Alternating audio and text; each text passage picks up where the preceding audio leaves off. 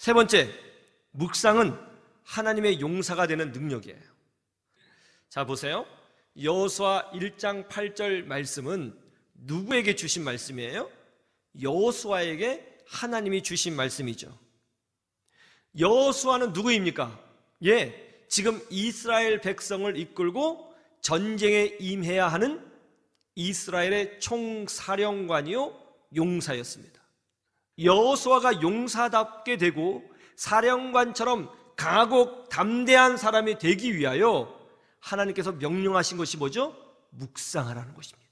하나님 나라의 용사들은 다른 것을 겸비해야 되는 것이 아니라 묵상의 능력을 겸비해야 된다고 하나님께서 여호수아에게 지금 말씀하고 계시는 거예요. 묵상은 하나님의 용사가 되는 능력입니다. 이것이 세상 나라와 다른 점이에요. 세상은 용사가 되기 위해서 좋은 무기, 무술 실력 뭐 그런 것을 따지겠죠? 그러나 하나님 나라에서는 묵상의 능력을 따진다는 겁니다.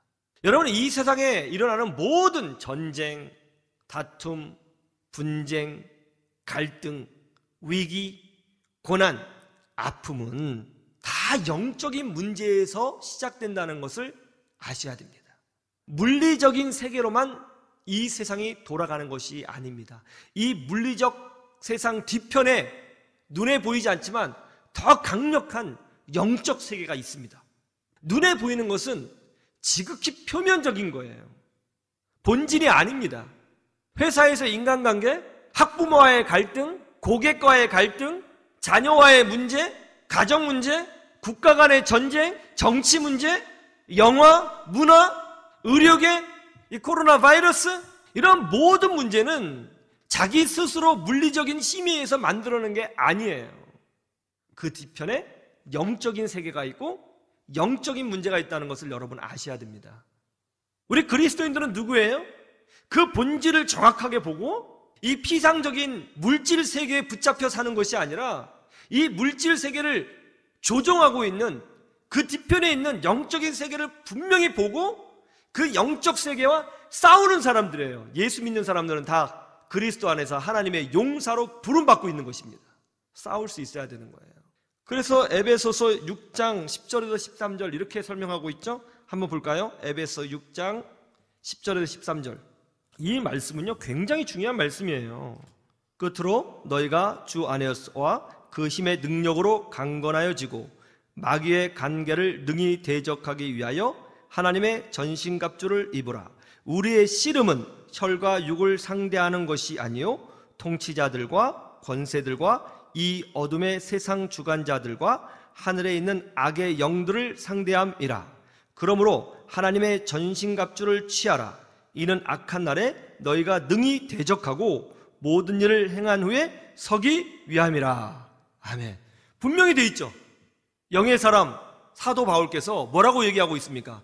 우리 안에 지금 일어나는 모든 국가 간의 전쟁 문제, 정치 문제, 어떤 사상 문제, 사업 문제, 자녀 교육 문제, 집안 문제, 직장에서의 문제, 품질을 개발하고 못하고의 문제, 이런 모든 진짜 우리가 살아가는 모든 문제 뒤편에는 영의 세계가 있다고 사도 바울이 심주어 강조하고 있잖아요.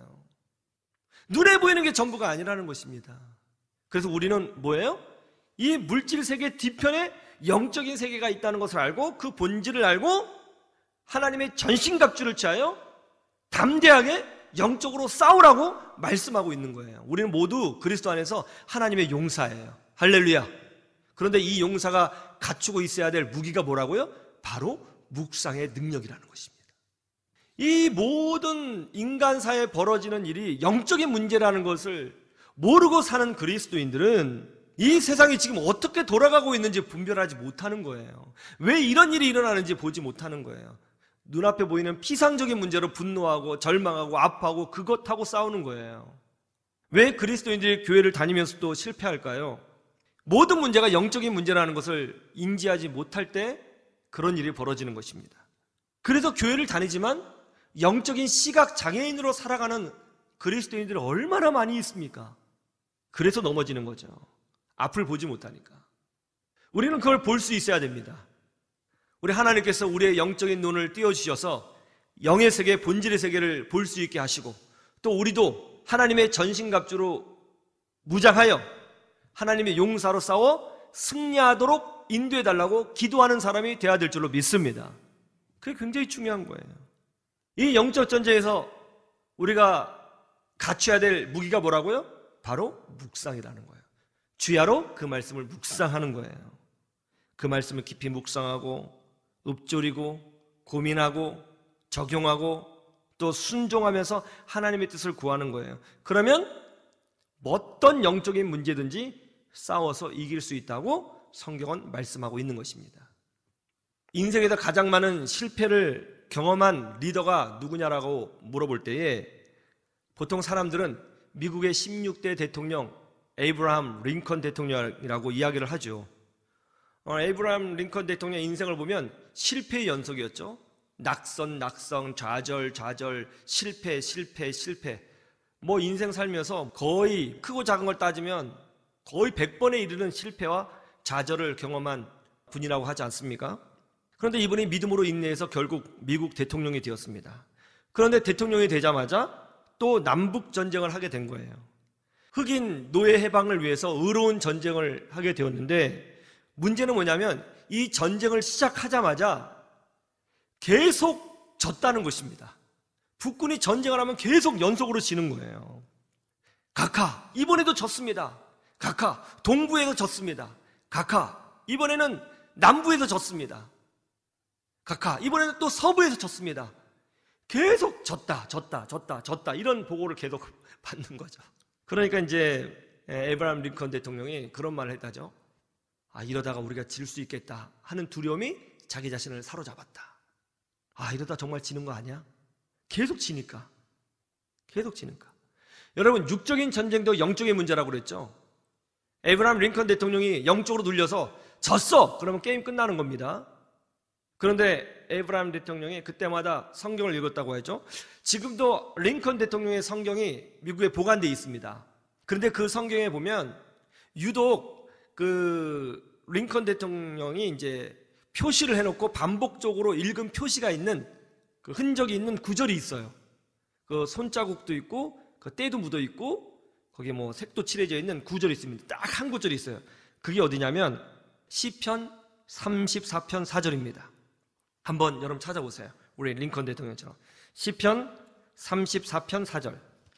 두려울 때마다 링컨 대통령이 이 말씀을 반복적으로 묵상을 했다고 하는데요. 한번 같이 보시죠. 시작.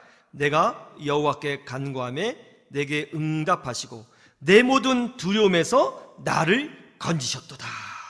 할렐루야. 각하 이번에도 전쟁에서 졌습니다.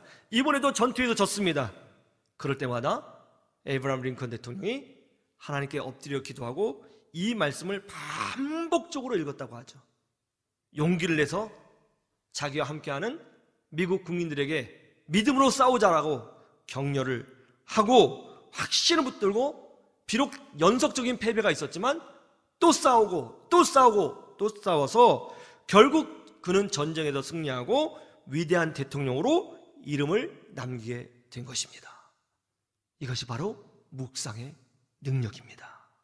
하나님은 묵상을 통하여 지금도 우리와 함께하여 주십니다. 이 은혜를 누리시기를 주님의 이름으로 축원합니다.